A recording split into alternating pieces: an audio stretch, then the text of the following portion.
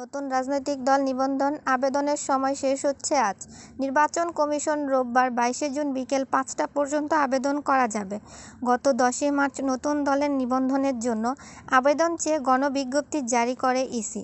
প্রথমে আবেদনের শেষ সময় ছিল 20 এপ্রিল। বিভিন্ন দলের অনুরোধের পরিপ্রেক্ষিতে পরে আবেদনের সময় 20 জুন পর্যন্ত বাড়ানো হয়। নির্বাচন কমিশনের ইসি নির্বাচন সহায়তা শাখার কর্মকর্তারা জানিয়েছে, এখন পর্যন্ত 61টির মতো দল আবেদন করেছে। এর আগে জাতীয় নাগরিক পার্টি সহ এনসিপি বেশ কিছু দলের আবেদনের পরিপ্রেক্ষিতে 1.5 মাসের মতো সময় বৃদ্ধি করে ইসি। এনসিপি সহ কয়েকটি দলের রোববার আবেদন করার কথা রয়েছে। দল নিবন্ধন আইন অনুযায়ী একটি কেন্দ্রীয় কমিটি, 1/3 জেলা ও 100টি উপজেলা কমিটি থাকতে হয়।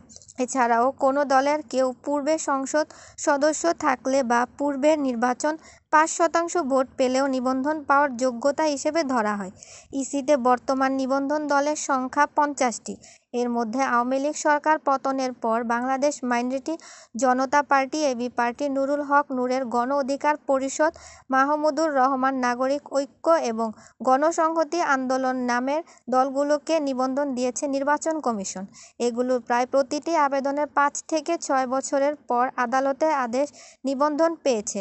নবম সংসদ নির্বাচনের আগে 2008 সালে নিবন্ধন প্রথা চালু হয়। এখন পর্যন্ত 55টি দল ইসি নিবন্ধন পেলেও পরবর্তী সময়ে শর্ত পরিপালনের ব্যর্থতা এবং আদালতের নির্দেশে 5টি দলের নিবন্ধন বাতিল করে ইসি।